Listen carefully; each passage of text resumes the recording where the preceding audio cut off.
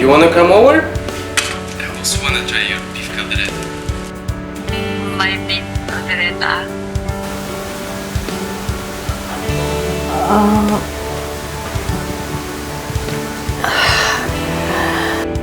So, it's ready.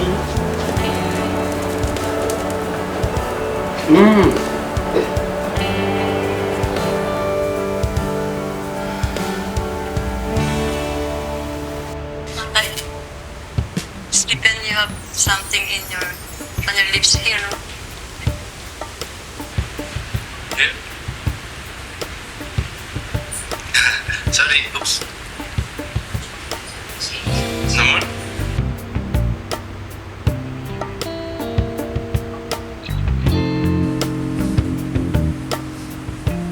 Ma! Yung niluluto mo na susunog na, ano ba? Sino ang usap mo? I have to go. I have to go. Sorry, anak. Eh. Naku, dumikit na. Ano ba kasing ginagawa mo, ma?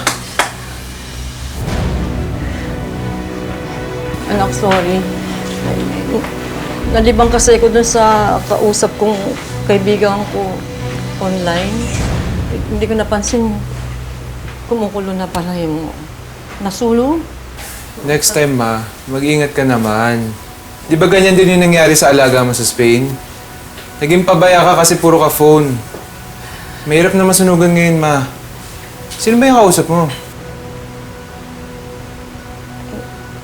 Hayaan mo na. Ay, gusto mo magluluto na lang ako ng ibang ulam. Mabilis lang. Mabilis lang to. Hindi na, ma. Teka, okay na yun. Gutom na ako. Sigurado ka? Okay na yun.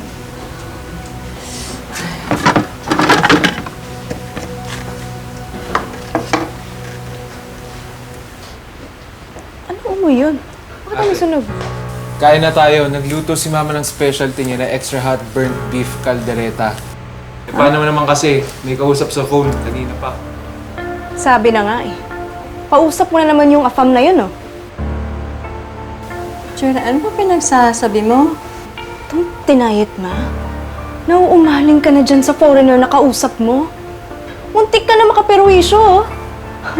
Siguro, gusto mo nang sunugin tong bahay na to para mawala na yung alaala natin kay Papa. Tama ba, ma? Yan na naman issue mo? Jeray, wala akong ginagawang masama. Teka, sinong foreigner? May boyfriend kang foreigner, ma? Bakit?